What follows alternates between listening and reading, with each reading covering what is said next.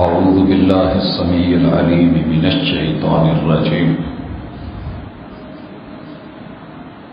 رب اشرح لي صدري ويسر لي أمري واحلل عقدة من لساني يفقهوا قولي.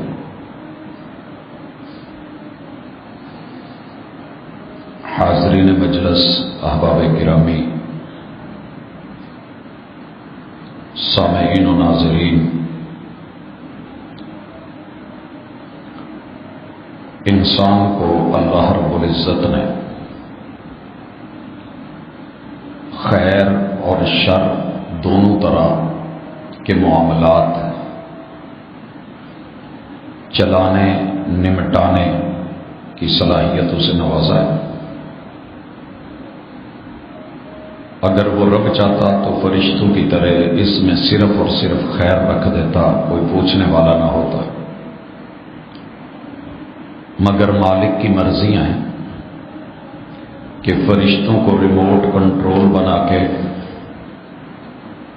ایسا کر دے کہ لا یعصون اللہ ما امرہم ویفعلون ما یؤمرون، جو حکم دے وہ صرف اتنا ہی کر سکے، اپنی مرضی سے، اپنی سوچ، اپنی فکر، اپنے ارادے سے کوئی بھی ایسا کام نہ کرے جو رب کی ناراضگی کا باعث بنے۔ شیطان کو اللہ تعالیٰ نے ٹوٹلی فری ہینڈ کر دیا، جو کرنا ہے کر، تجھے کوئی روکنے ٹوکنے والا نہیں۔ قیامت کے دن حساب ہوگا، احتساب ہوگا، معاملات سامنے آئیں گے۔ اس کی مرضی کہ انسان کو خیر اور شر دونوں طاقتیں کرنے کی قوت دے کے مالک الملک نے اس کے بعد اسے یہ بتا دیا کہ یہ تیرے لیے آزمائش ہے، یہ مت سمجھنا کہ مجھے چھوٹ مل گئی ہے، میرا جسم میری مرضی ہے، اچھا اور برا تیرے لیے کیا ہے یہ ہم تمہیں سمجھا کے دونوں چیزیں تیرے ہاتھ میں دے رہے ہیں۔ اچھا کرے گا تو بدلہ اچھا ملے گا، برا کرے گا تو اس کی تجھے سزا ملے گی اور نتیجہ برا نکلے گا۔ رسول اللہ صلی اللہ علیہ وسلم ہر خطبے میں، وہ جمعے کا خطبہ ہو، عید الفطر کا خطبہ ہو، عید الاضحیٰ کا خطبہ ہو، نکاح کا خطبہ ہو، یا کسی ایمرجنسی معاملے میں آپ قوم کو خطاب فرماتے تو اس میں یہ جملے کہتے کہ لوگوں اس بات کو اچھی طرح یاد رکھو کہ اللہ کی پناہ میں رہا کرو، وَمِن سَيِّئَاتِ أَعْمَالِنَا، کہ انسان کی بد عملیوں کے نتیجے اسے کھا جاتے ہیں، اور سبب کیا ہوتا ہے؟ وَمِن شُرُورِ أَنفُسِنَا، وہ نفسوں کی شرارت ہوتی ہے کہ خیر پہ شر غالب آ جائے۔ میں اور آپ دونوں پہلو رکھتے ہیں، خوش نصیب ہے وہ بندہ کہ جس کی زندگی میں خیر کا پہلو غالب ہے، جس کا اچھا نفس اس کے بارے میں غلبے کے ساتھ فیصلے کرتا ہے۔ فرشتے تو ہم ہیں نہیں، برائی کا مادہ موجود ہے، دعوے موجود ہیں، دعوت موجود ہے، احباب و ارباب، قرب و جوار میں رشتہ دار سارے اچھے نہیں ہوتے، تو برائی کی بھی دعوت ہوتی ہے تو بندہ حالات سے مجبور ہو کے بسا اوقات شر کی طرف چلا جاتا ہے۔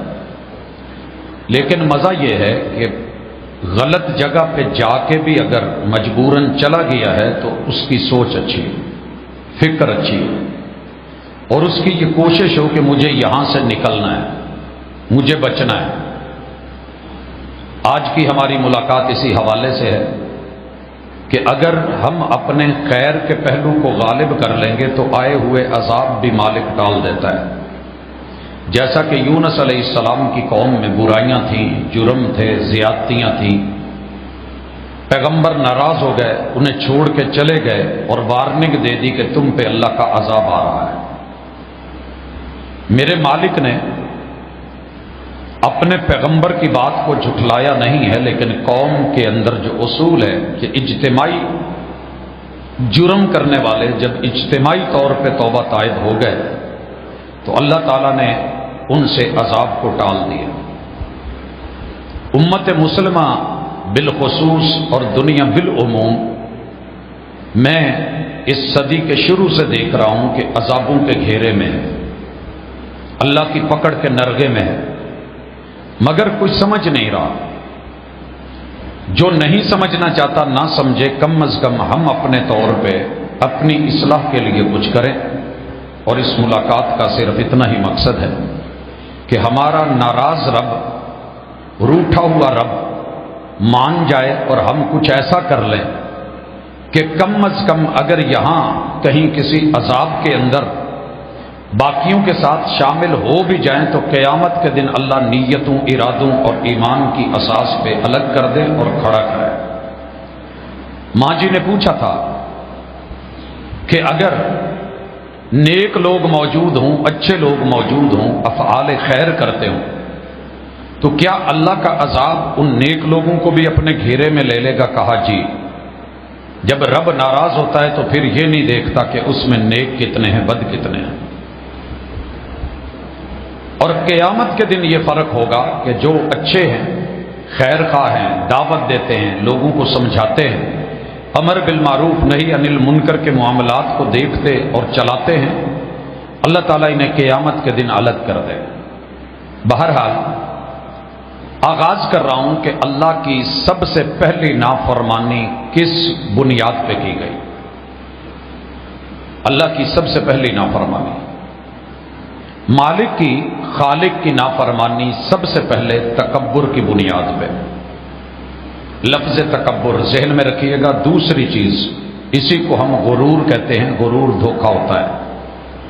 اور تیسری چیز جو سارے مجموعے مل کے ایک چیز بناتے ہیں، وہ اس میں انا تھی، عجب پسندی، خود کو زیادہ بہتر سمجھنا، اور انسان اس بات کا شکار ہو جائے کہ جو میں ہوں وہ دوسرا نہیں ہے، میں اتنا بڑا، میں اتنا اچھا، میں اتنا بہترین، میرے اندر یہ حسن، یہ جمال، یہ کمال، باقی سب فارغ۔ اسے انا بھی کہتے ہیں، اسے میں بھی کہتے ہیں، اور اسے عجب پسندی بھی کہتے ہیں۔ اور رسول اللہ صلی اللہ علیہ وآلہ وسلم جن چیزوں سے پناہ مانگتے تھے ان میں سے ایک یہ بھی تھی، اور جو چیزیں انسان کو برباد کر کے رکھ دیتی ہیں ان میں سے ایک عجب بھی ہے، کہ اپنے آپ کو سمجھنا کہ میں سب سے الگ تھلگ ہوں، عجیب ہوں، میری کیا بات ہے، میرے جیسا زمانے میں کوئی نہیں۔ تو یہ تین چار چیزیں، میں، انا، عجب پسندی، اور اس کے ساتھ انسان میں غرور اور تکبر، یہ پانچ چیزوں کا مجموعہ مل کے اللہ کی سب سے پہلے نافرمانی کی گئی، اور یہ شیطان نے کی تھی۔ اس وقت یہ ابلیس تھا۔ اب اگر آپ میں اور مجھ میں یہ جرم ہے، یہ غلطی ہے، تو یاد رکھیے کہ یہ رحمان کی طرف سے نہیں آئی، شیطان کی طرف سے۔ اور اللہ نے اس کی ساری زندگی کی محنتیں، کاوشیں، اس کی سعی پہم، ذکر، اذکار، مناجات، زہد، تقوی، ورع، مالک نے کچھ نہیں دیکھا۔ ابلیس بنایا، لعین بنایا، شیطان بنایا، راندہ درگاہ بنایا، دھتکار بھی دیا، پھٹکار بھی دیا، اور قیامت تک اس کے اوپر لعنتوں کا برسنا اس کا مقدر ہو گیا۔ پہلے تو ایسا نہیں تھا۔ جرم کیا کیا ہے؟ اللہ کی ایک نافرمانی۔ سبب کیا تھا؟ سبب تھا تکبر، سبب تھا غرور، سبب تھا عجب پسندی، سبب تھا اندر کی میں، سبب کیا تھا؟ انا، ضد اور ہٹ دھرمی۔ یہ 5-7 چیزیں ملی، ایک جرم بنا، اور اس ملغوبے نے اس نیک ترین اور ملائکہ کے سردار کو اٹھا کر کے جو کر دیا، وہ میرے اور آپ کے سامنے ہے۔ الحمد سے لے کے والناس تک، اعوذ باللہ من الشیطان الرجیم سے لے کے من الجنت والناس تک یہی تذکرے ہیں۔ دوسرا جرم جو جنت کے اندر ہوا اور اللہ کی نافرمانی کی گئی اور انسانوں کی طرف سے ہوا، وہ ہرس تھی، چاہت، زیادہ کی تڑپ، تمنا اور آرزو۔ یہ بری نہیں ہے، یہ اللہ نے فطرت میں رکھی ہے کہ انسان خیر میں آگے بڑھے، हिर्स रखे, तमन्ना रखे।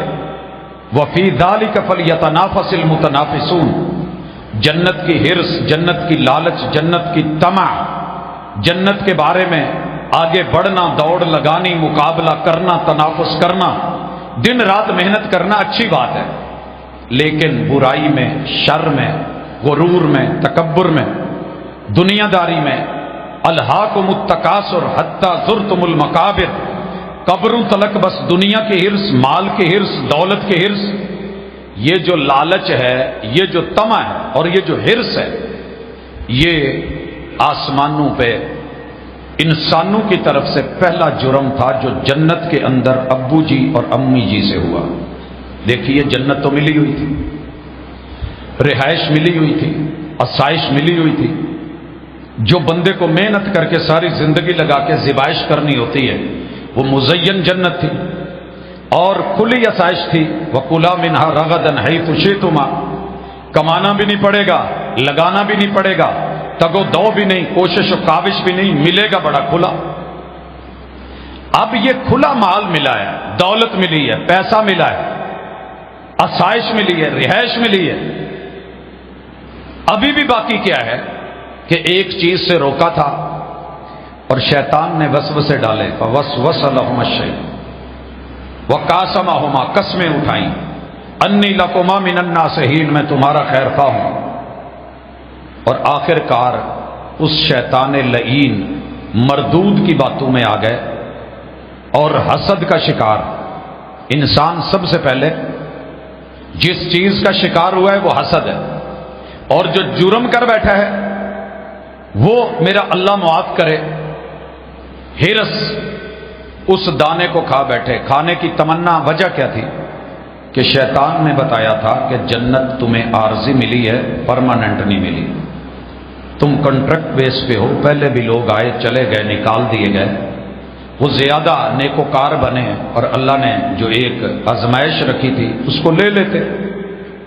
आप भी ले ले, एक तो फरिश्ते बन जाओगे। इंसान में ये हमेशा हिर्स रहा है कि नेक लोग कुछ ऐसा करते हैं कि बस फरिश्ते नजर आए। अल्लाह के पास फरिश्ते पहले ही बहुत है, अल्लाह के पास फरिश्ते पहले ही बहुत है। वो जो इकबाल कहते हैं ना, हम कहते हैं कि किताब सुन्नत के खिलाफ शेर है, पैदा किया इंसान को दर्द दिल के वास्ते। ये दर्द दिल जिसने दिल बनाया है, अगर उसकी दर्द नहीं, फिक्र नहीं, तमन्ना नहीं, आरजू नहीं, चाहत नहीं, इताअत नहीं, फर्मा बरदारी नहीं, नेकी नहीं, इबादत नहीं, बंदगी नहीं, तो जिंदगी का फायदा क्या है? बात अगर सिर्फ इताअत की हो तो फरिश्ते करने को बड़े थे। अल्लाह कुछ और चाहते हैं कि दुनिया के झंझट भी हों, काम भी हों, मसरूफियात भी हों, फिर मेरे लिए वक्त निकाले तो मजा आता है। वैसे तो बेटे बेटे ही होते हैं, अच्छे लगते हैं, सारी जिंदगी मां बाप के साथ जुड़े रहते हैं। शादी से पहले पहले, शादी के बाद वही बच्चे जब उनकी शादी हो जाती है, ज्यादा नहीं मां बाप के लिए 1 घंटा भी निकाल लेना तो अम्मी और अब्बू इसी बात पे खुश होते हैं। पुत्र साडा सानू डेली मिल के जाता है, थोड़ा जिहा वक्त कढ़दा है, पहले आउंदा है, बैठता है, कुछ खांदा पींदा है, दुख सुख सुनाउंदा है, फिर बाकी 23 घंटे वो बेशक बच्चों में ही रहे, मां बाप इतने पे राजी होते हैं। लेकिन अगर बीवी बच्चों में खूब जाए और उम्र भर पता ही ना रहे कि पीछे कोई थे जिन्होंने जन्म दिया था, पैदा किया था, तो फिर ये जन्म देने वाले भी सीधा सीधा कह देते हैं साडा है ही नहीं। तो ये दूसरा जुर्म जन्नत में हुआ। वजह हिरस थी, वजह तमा थी, वजह लालच थी, वजह जो थी और उसका सबब पीछे एक बहुत ही खौफनाक पहलू था। और नतीजा क्या निकला? लिबास भी गया, रिहाइश भी गई, असैश भी गई, जन्नत भी गई, रब की रजा भी गई, नाराजगी भी हुई और रब ने जमीन पे उतार दिया। ये 2 बड़ी, आप इसको आजमाइशें कह लें, इसको सजा कह लें, आप इसको अजाब कह लें, जो कहना है कह लें, क्योंकि आजमाइश के अंदर ये सारी चीजें आ जाती हैं। और तीसरी चीज, दुनिया में पहला गुनाह जो इंसान से सरजद हुआ है वो हसद की बुनियाद पे है, मखलूक के बारे में। अल्लाह की नाफरमानी जो की गई है दुनिया में, سب سے پہلی نافرمانی ایک بشر نے، ایک بندے نے، ایک انسان نے انسانی حقوق کے بارے میں رب کے خلاف جو نافرمانی کی ہے وہ حسد کی اساس پہ تھی کہ میرے بھائی کی ہونے والی بیوی زیادہ خوبصورت ہے، اس کے پیچھے لالچ، طمع، حرص، حسد اور دوسرے کے بارے میں منفی رجحان، منفی خیال، اسے کمتر، خود کو بہترین اور بہتر سمجھنے کے نتیجے نے قابیل سے اس کا بھائی مروا دیا۔ یہ قتل دنیا کے اندر اللہ کی پہلی نافرمانی ہے انسانی حقوق میں۔ نتیجہ کیا نکلا؟ آج تلک نہ قتل رکا ہے، نہ خون، نہ دنگا، نہ فساد۔ وہ زمین پہ تھا، وہ ایک زر کے حوالے سے تھا، وہ بڑی حسین اور جمیل نظر آ رہی تھی، وہ زن کے بارے میں تھا۔ آج بھی دنیا کے جتنے بہن بھائی لڑ رہے ہیں، اولاد، والدین، رشتہ دار، عزیز و اقارب، اجنبی، ایک ہی پیچھے سبب ہے حسد، اور وہ تین چیزوں کا مجموعہ ہے، زر، زن اور زمین۔ اس سے ابھی ہٹے نہیں۔ ہم یہ سزا بھگت رہے ہیں، عذابوں میں مبتلا ہیں، دیکھتے ہیں 10-10، 20-20 لوگ مار لیتے ہیں، زمینیں پڑی رہ جاتی ہیں، قبریں اسی زمین میں بن جاتی ہیں، لیکن عبرت پھر بھی حاصل نہیں کر پاتے۔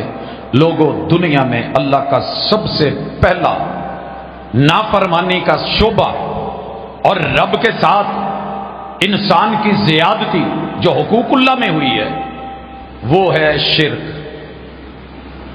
شرک یہ وقت کے ساتھ ساتھ قوم نوح علیہ السلام کے اندر آئی تھی، تفصیل میں بتا چکا ہوں۔ اللہ اکبر۔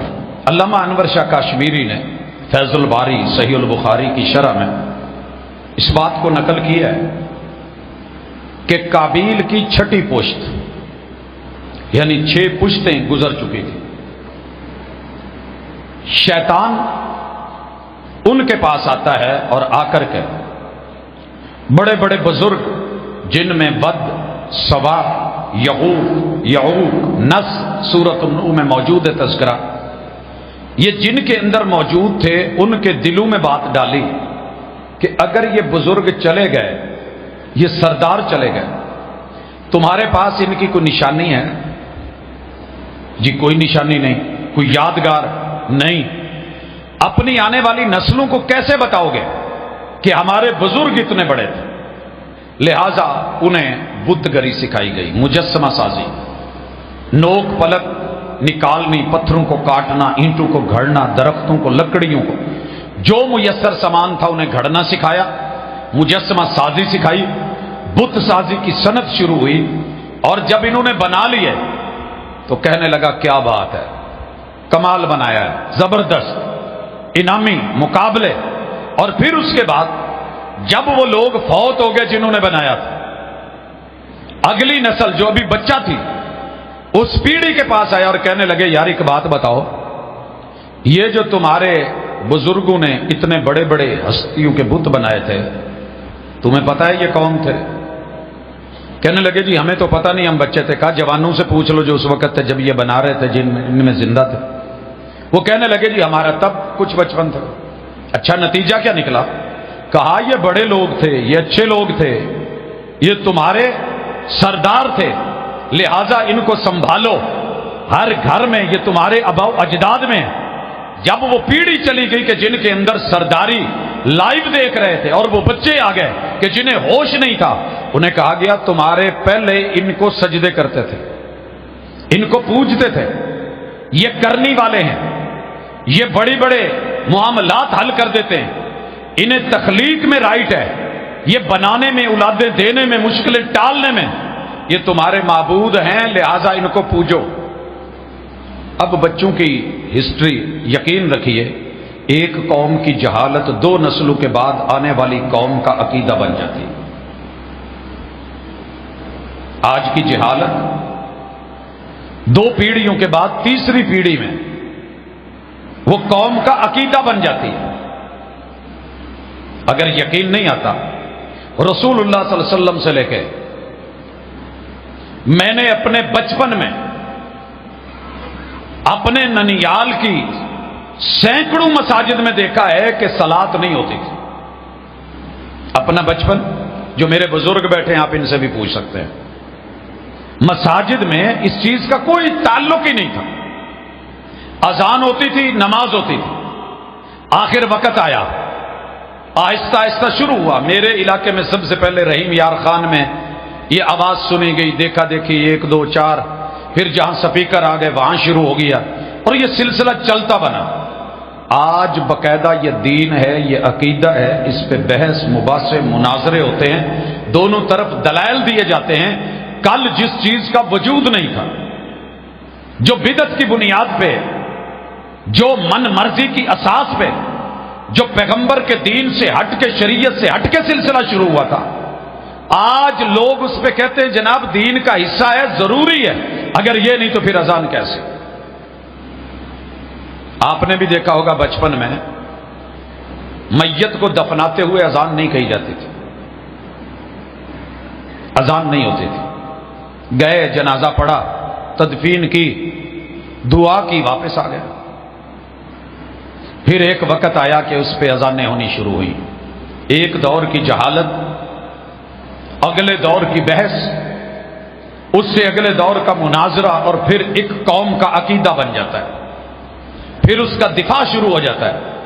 اب وہ سلسلہ بھی تو اس طرح کے ہزاروں سلسلے جو آج امت میں ہیں. سب سے پہلا سلسلہ شرک کا، بت پرستی، بزرگ پرستی، شخصیت پرستی کے نام پہ قوم نوح میں آیا. بڑا سمجھایا. 1 سال ٹائم مل جائے تو بڑا ہوتا ہے. 3 مہینے بندہ فیل ہو جائے اینول میں تو اگلی سپلی کے لیے 3 مہینے ٹائم دیا جاتا ہے کہ آپ اس میں محنت کر لیں، تیاری کر لیں، پھر سے آئیں، امتحان دیں، نکال جائیں سارے. 2 موقع کافی ہوتے ہیں، تیسرے کے بعد اللہ کی سپرد.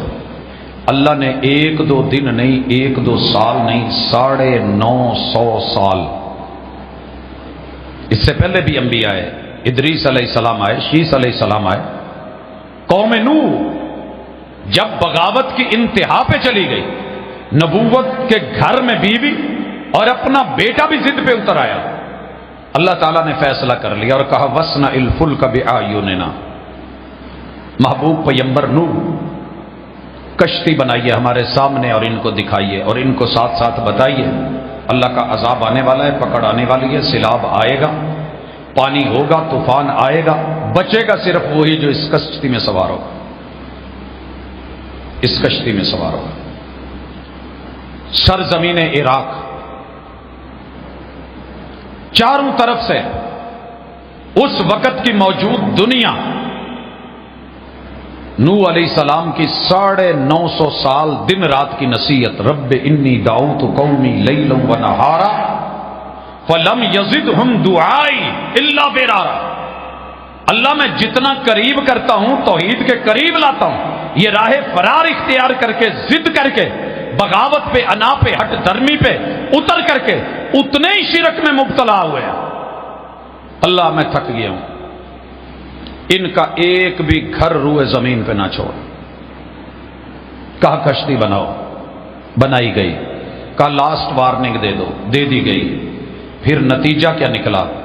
نتیجہ یہ نکلا کہ نوح علیہ السلام کی کشتی میں بیٹھنے والے جانور اور بندر تو بچ گئے، لیکن رب کی سزا اور پکڑ جب بیوی اور بیٹے پہ آئی تو بیٹے کے لیے پیغمبر روتے بھی رہے، بلکتے بھی رہے، تڑپتے بھی رہے، دعائیں بھی رہیں، مناجات بھی رہیں.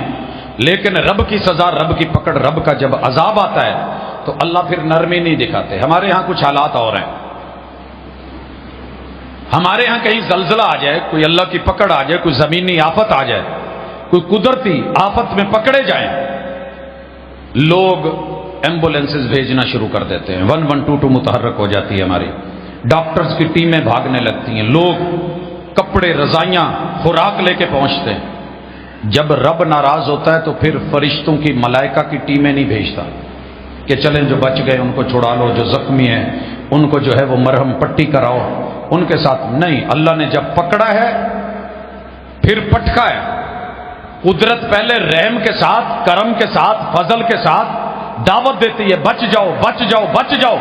واتقوا اللہ واتقوا اللہ، لیکن جب قوم نہیں ڈرتی، ضد پہ آتی ہے، اللہ کی پکڑ آتی ہے، تو پھر میرا رب جب عذاب میں مبتلا کرتا ہے پھر ان کی نسل کے آخری بچے تک بھی مروا دیتا ہے۔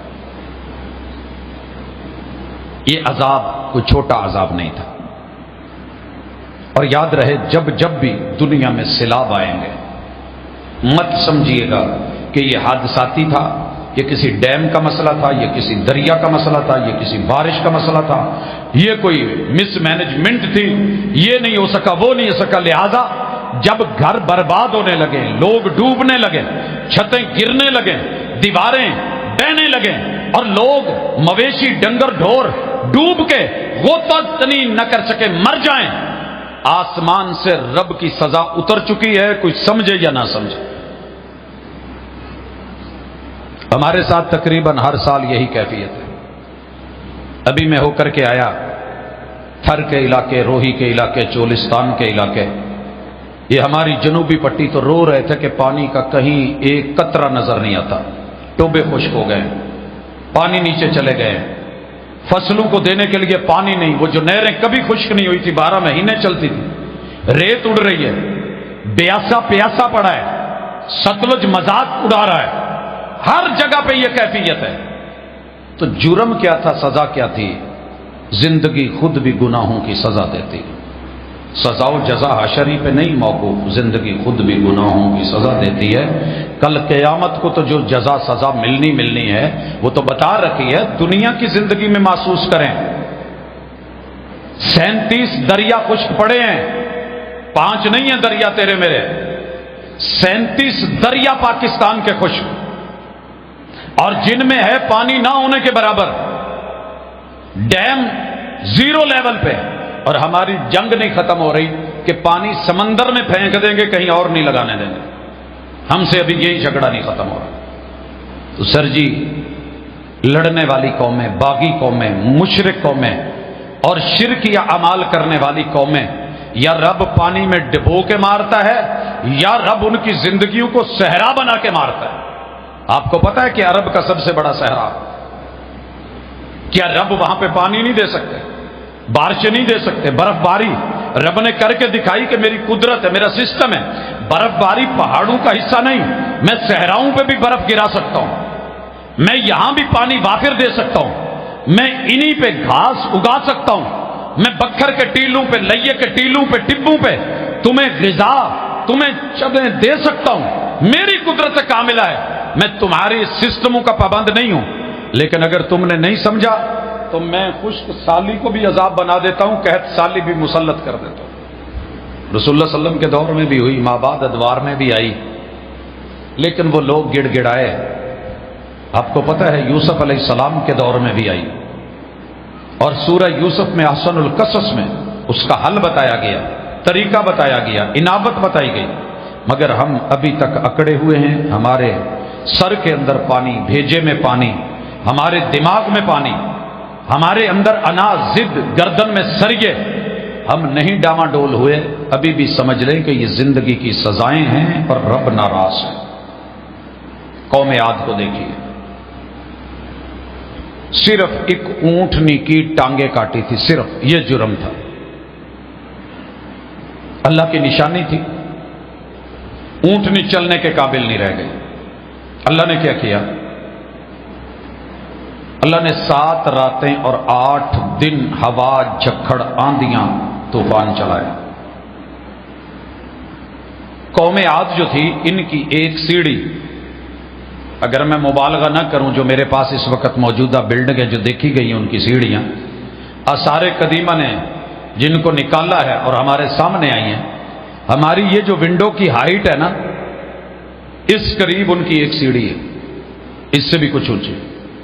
یہاں ان کا ایک سٹیپ پڑتا تھا، اور میرا اور آپ کا سٹیپ میرے خیال میں یہ بھی ہم مشکل سے چڑھتے ہیں۔ ہمارا ڈور سٹیپ، ہماری گھر کی جو سیڑھی ہے، ہم کوشش کرتے ہیں کہ چھوٹا سے چھوٹا ہو، ہم ایزی چڑھ سکیں۔ انہوں نے بھی تو ایسا کچھ سوچا ہوگا، مگر جن کے سٹیپ اتنے تھے ان کے قد کا حساب لگا لیں۔ اور قرآن نے ایسے نہیں کہا کأنہم اعجاز نخل خاویہ۔ میں جب اپنے علاقوں میں جاتا ہوں، کھجوریں دیکھتا ہوں، یہاں تو کھجوریں چھوٹی ہیں، وہاں 100 फुट 150 फुट उससे भी ऊंची, मीनारों से बुलंदो बाला लंबी खजूरें। अल्लाह कहते हैं का अन्नहुम आजाज़ु नखलिन खाविया, हमने हवाओं के तूफानों में बगोलों में उड़ाया और एक दूसरे से मार के जब सर का पटाखा बजता था और हम कर साथ ही कमर का कड़ा तोड़ देते थे। दिमाग की अकड़, गर्दन का सरिया, कमर के मोरे तोड़ते थे, निचला धड़ खड़ा रह जाता था और ऊपर से यूं गिरते थे जैसे खजूर दरमियान से टूट के आगे झुकी हुई। ये मंजर खजूरों के टूटने का हमने अपनी आंखों से देखा है। जब तना पुराना हो जाता है तो अल्लाह उसे शुरू से खोखला नहीं करते, कहीं दरमियान में जाके कोई उसके साथ मसला बनता है कि वो ऊपर वाले तने का बोझ नहीं उठा पाता। दरमियान में से तकरीबन वो 15 फुट 20 फुट 40 फुट ऊंचा, उसके ऊपर वाला हिस्सा आगे को झुका हुआ होता है और वो रोक के कह रहा होता है कि मेरी हैयत पे गौर करो, तुम्हारे कुरान ने इसकी मिसाल दी है।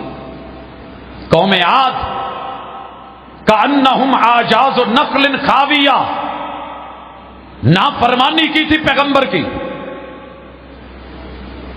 नहीं ऊंटनी की टांगे इन्होंने नहीं, समूद ने काटी थी। कौम समूद की तरफ आता हूं। खैर अल्लाह ताला ने पकड़ लिया, नामो निशान मिटा दिए। उसके बाद कौम समूद आ गई। कज़्ज़बत समूद बितग़वाहा इज़ इंबअस अशक़ाहा फ़क़ाल लहुम रसूलुल्लाहि नाक़तल्लाहि व सुक़याहा फ़कज़्ज़बूहु फ़अक़रूहा फ़दमदम अलैहिम रब्बुहुम बिज़ंबिहिम फ़सव्वाहा वला यख़ाफ़ु उक़बाहा। ये कौम आद, इससे पहले अल्लाह 11 कस्में उठा चुके हैं इस कौम की सरकशी की बुनियाद पर, और वो 11 के 11 जुर्म आज हमारे अंदर मौजूद है।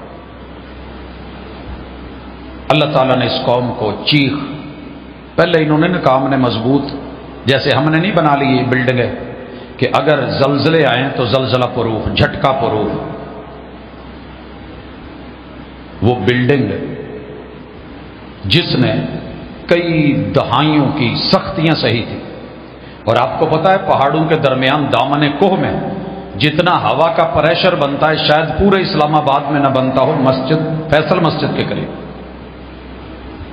वो मजबूत तरीन बिल्डिंग जिसने दुनिया में नाम कमाया था, रब के आसमान से भेजे हुए एक बर्फ के कंकर को नहीं सह सकी।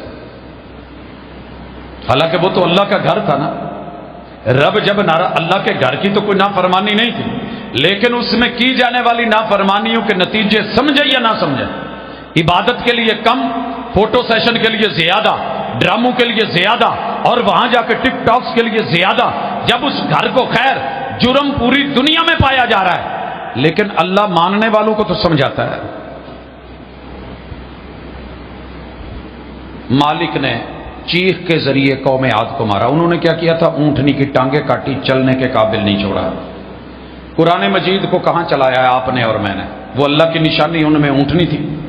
हमारे अंदर अल्लाह की निशानी आयातुल्लाह, आयातुल्लाह, किताबुल्लाह, आयातुल किताबिल मुबीन।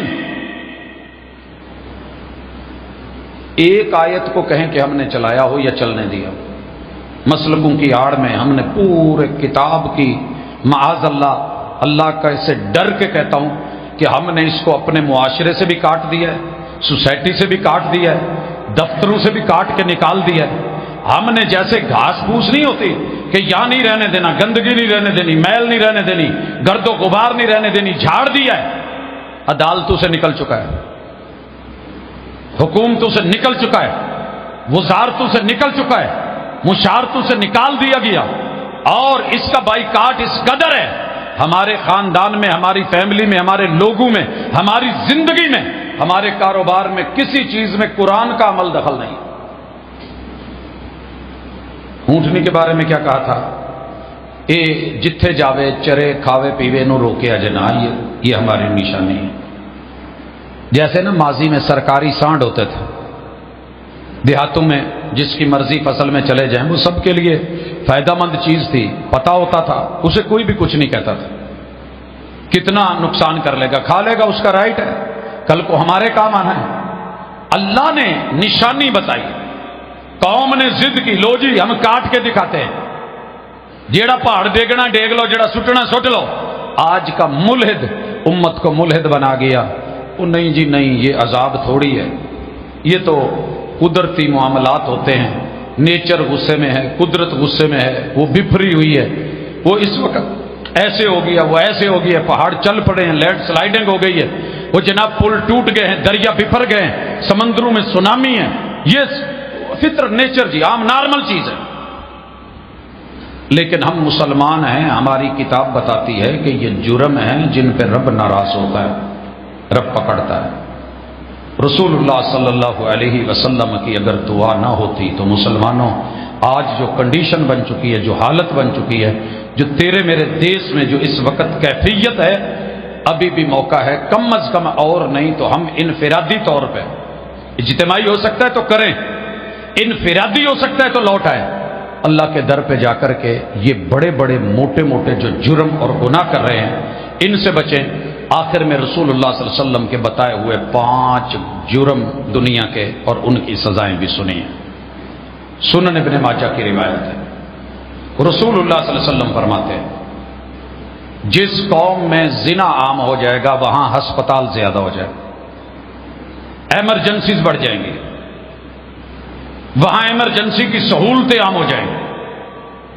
یہ 1122 کی سروس جو ہمیں ملی ہے ہم بڑے خوش ہیں، عذاب کی نشانی ہے۔ ہر شہر میں بے شمار ہسپتال، پرائیویٹ ڈاکٹرز کی بھرمار، کثرت، مت سمجھیے گا، مت سمجھیے گا، یہ پکڑ کی نشانی ہے۔ دلیل رسول اللہ صلی اللہ علیہ وسلم نے کہا ولا فشى الزنا في قوم الا فشى فيهم الطاعون والاوجاع التي لم تكن مضت في اسلافهم الذين مضوا۔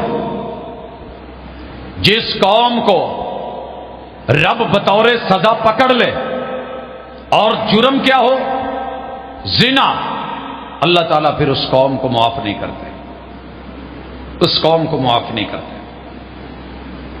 اللہ پیٹ پکڑ لیتے ہیں، معدے جکڑ لیتے ہیں۔ سر جی پتہ کیجئے کوئی بندہ بچا ہوا ہے جس کا معدہ نہیں پکڑا ہوا؟ طاعون پیٹ کی بیماریوں کو کہتے ہیں۔ ضروری نہیں کہ صرف چوہے ہوں، ہمارے ہر حصے میں چوہا لگا ہوا ہے، ہر بندہ چوہا لا کے بیٹھا ہے۔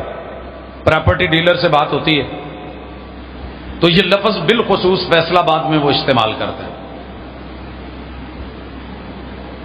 جسے ہم کہیں اولا کہتے ہیں، کہیں گر کہتے ہیں، کہیں طریقہ کہتے ہیں، کہیں ڈھنگ کہتے ہیں، کہیں اپنا سٹائل کہتے ہیں، کہیں کچھ کہیں کچھ۔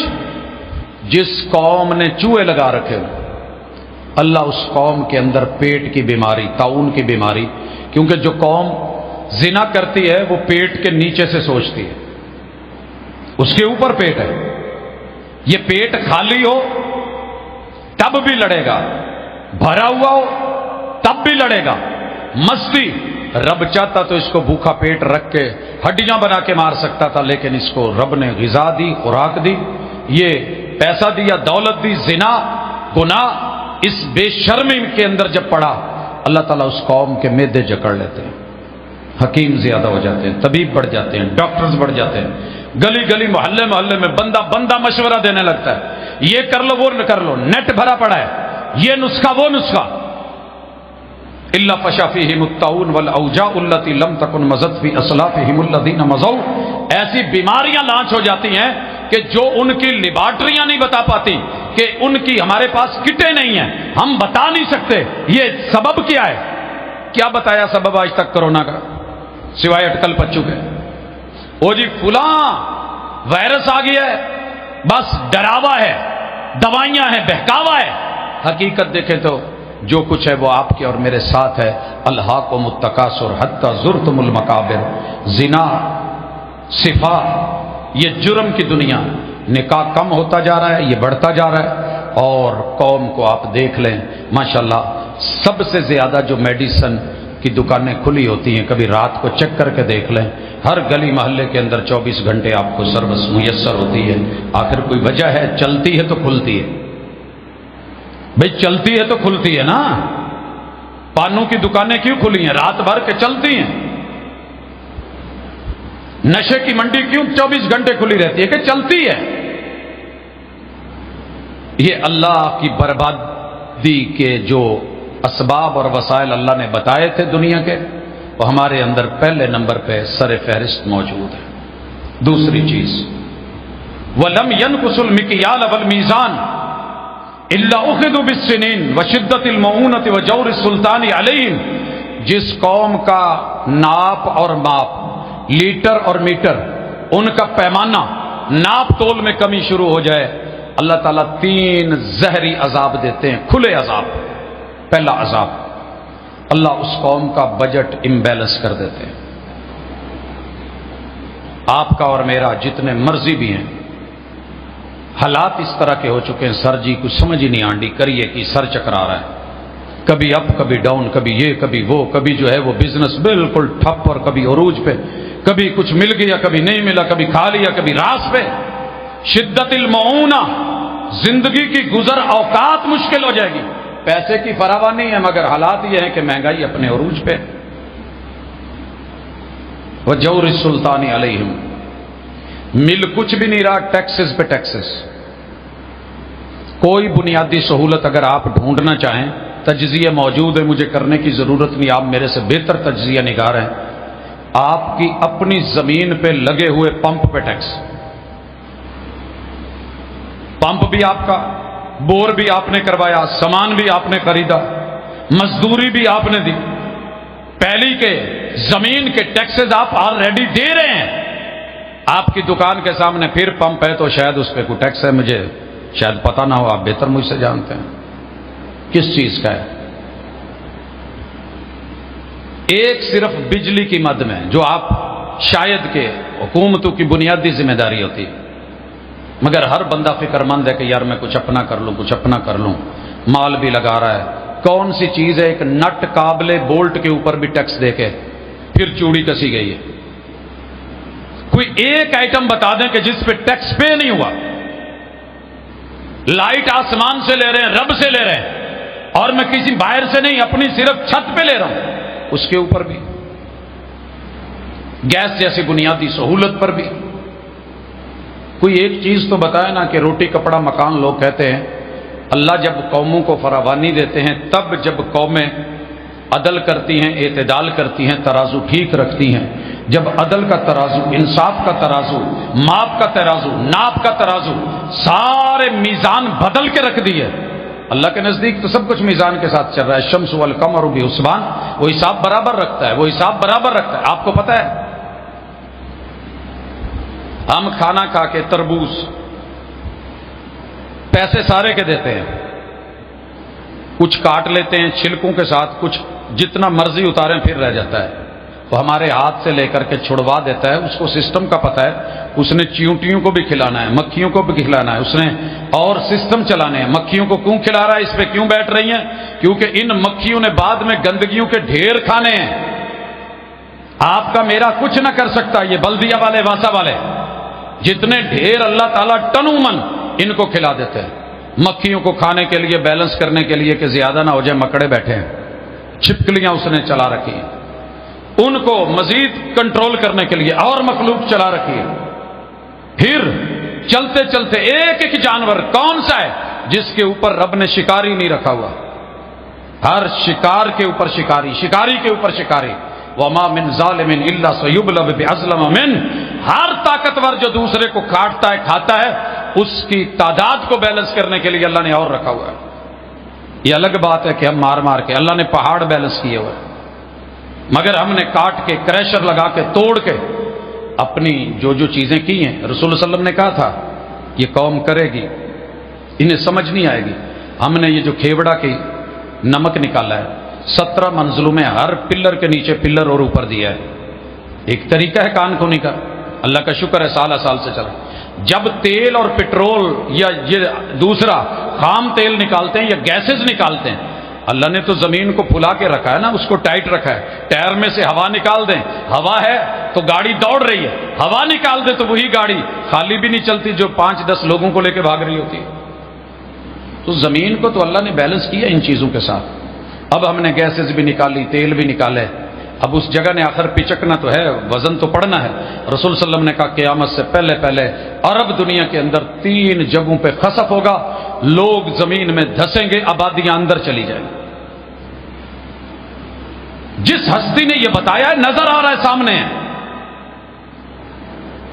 ناپ تول میں کمی، قوم شعیب لٹ گئی، برباد کر دی گئی.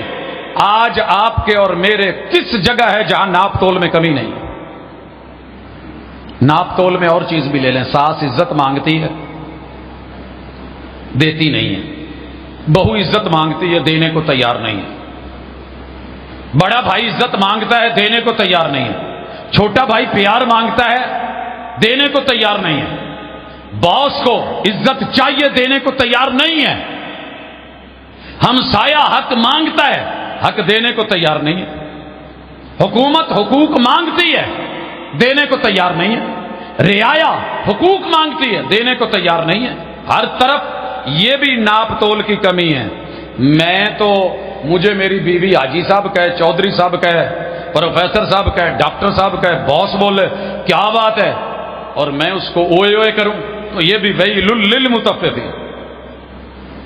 عزت جب دینی نہیں تو ملے گی کہاں سے؟ دوسرے کو امن نہیں دینا، مجھے امن کہاں سے ملے گا؟ یہ ساری چیزیں بربادی کا سبب. اور تیسرا کہا جو قوم زکوٰۃ روک لیتی ہے اللہ اس قوم کی بارشیں روک لیتے، آسمان سے جو پانی آنا ہوتا ہے وہ روک لیتے.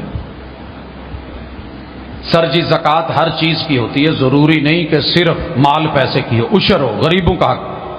زمین کی بھی زکوٰۃ ہے کہ زمین کو اتنا خالی رہنے دیں کہ وہ آسمان کا پانی تمہارا پانی لے کے جذب کر کے دوبارہ ریسائیکل کر کے اندر سے فلٹر کر کے اس کا لیول برقرار ہے. اسی پورا فیصلہ آباد سے پکا کر دیتا ہے. 1 کنال کا گھر ہے پکا کر دو، ایکڑ کا گھر ہے پکا کر دو، 2.5 مرلے کا گھر ہے پکا کر دو، کتے کچا نہ چھڈیا جائے کہ پانی تھلے چلا جاوے. اور اس حمام میں ہم سارے ننگے ہیں، اللہ حافظ ہے ہمارا. اب دوبارہ سوچ رہے ہیں کہ لاہور میں کچھ جگہوں پہ کنویں کھودے جائیں، بارش آئے پانی نیچے جائے تاکہ جو ہے وہ زمین میں پانی کا لیول برقرار. اللہ اگر نیچے سے پانی دلواتا ہے دریاؤں سمندروں میں تو بارشیں لا کر کے اوپر برسا کے لیول پورا بھی کرتا ہے. مگر جس قوم کے پیمانے خراب ہو جائیں اللہ ان کی زمین کے پانی کا لیول خراب کر دیتا ہے، بارش روک دی جاتی ہے. جو تھوڑی بہت ملتی ہے مت خوش ہوں، یہ جانوروں کا حصہ ہے جو بور کروا نہیں سکتے، جو کنویں نہیں کھود سکتے، جو نیچے سے پانی نہیں لا سکتے. یہ ان کا حصہ ہے جو تم لے رہے، جو دریا جو نہریں چل بھی پڑ رہی ہیں، جو تھوڑا بہت پانی ہے ٹوپے ہیں، یہ جانوروں کا حق ہے. لو لل بہائم لم یمطروا، ایک قطرہ بھی رب ان کو نہ دیتا اگر یہ جانور ڈنگر ڈھور بے زبان نہ ہوتے. چوتھا بڑا جرم وَلَمْ يَنْقُضُوا عَهْدَ اللَّهِ، اللہ سے کیے وعدے توڑتے ہیں، اللہ ان کا دشمن ان پہ مسلط کر دیتا ہے.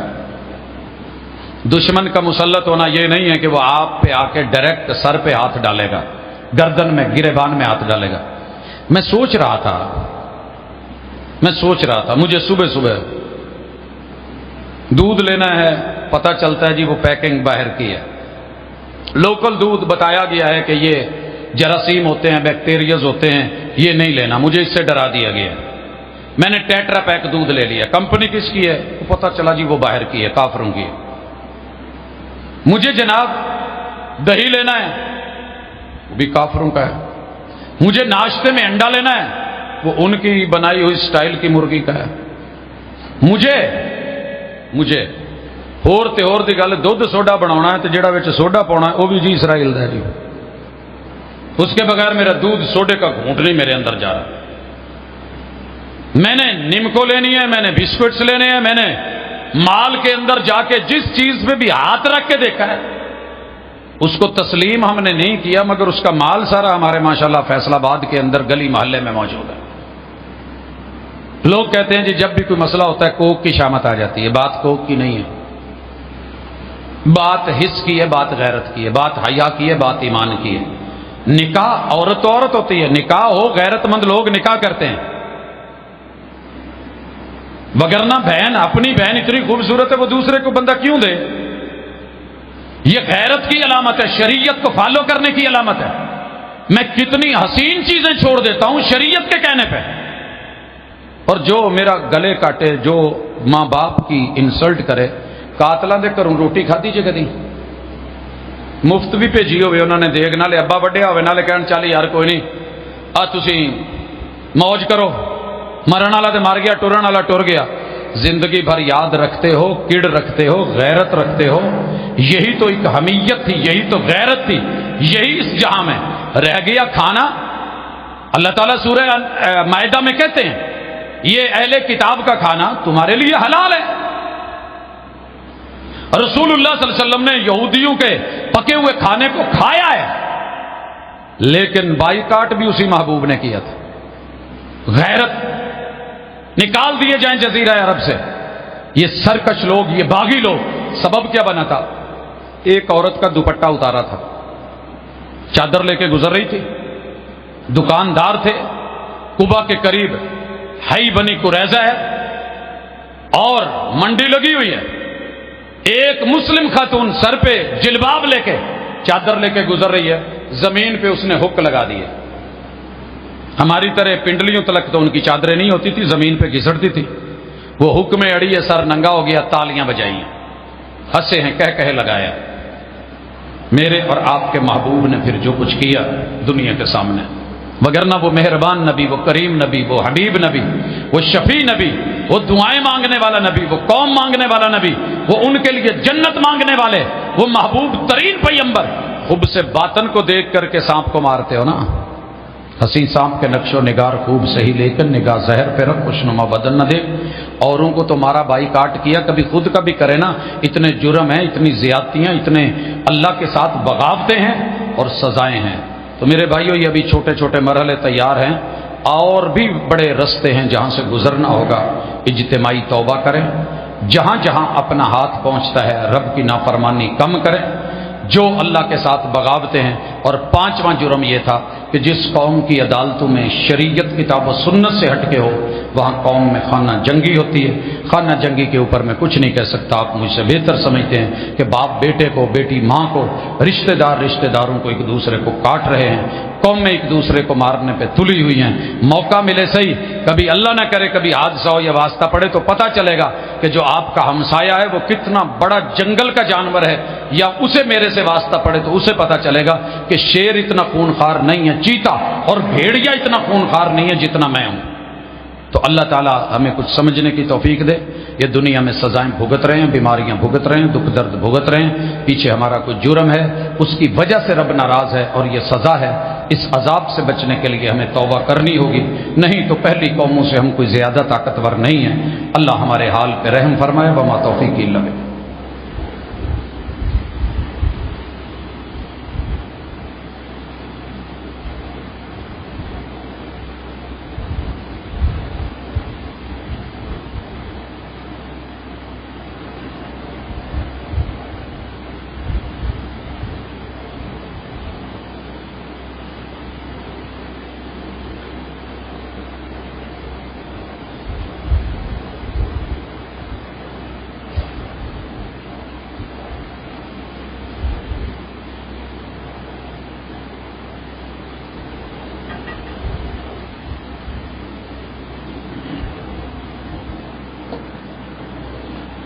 إن الحمد لله نحمده ونستعينه ونستغفره ونعوذ بالله من شرور أنفسنا ومن سيئات أعمالنا.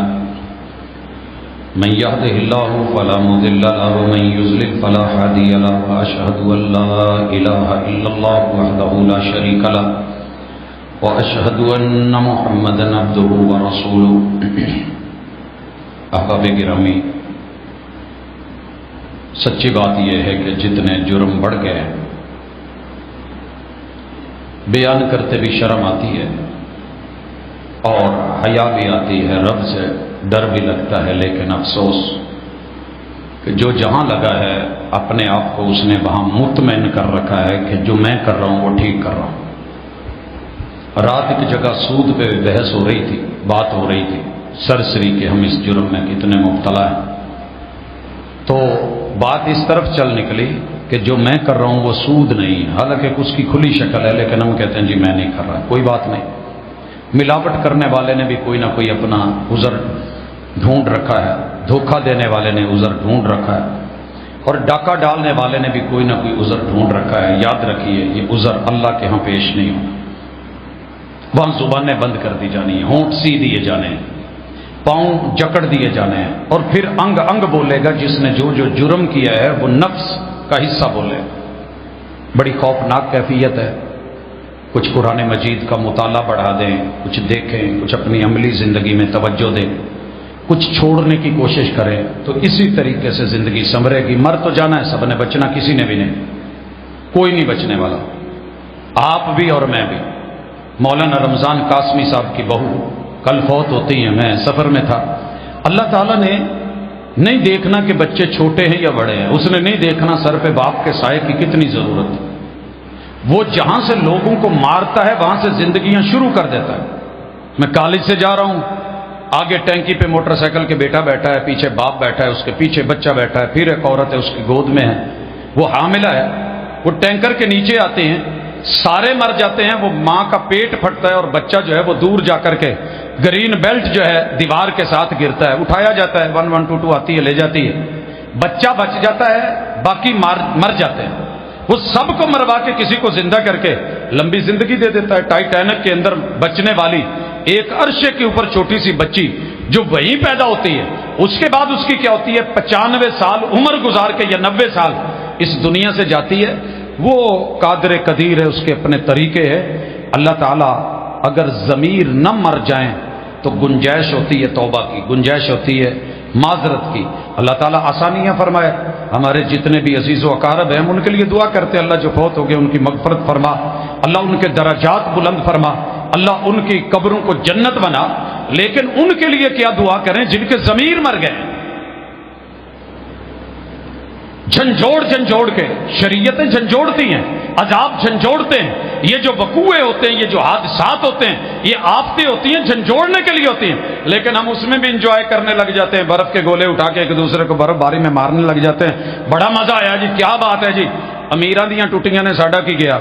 سر جی چھتوں کے اوپر جو آپ نے ایک پلیٹ غریب بندے نے اپنی ہمت کے مطابق لگائی تھی، بچی تو وہ بھی نہیں، کوئی ایک جگہ ہے۔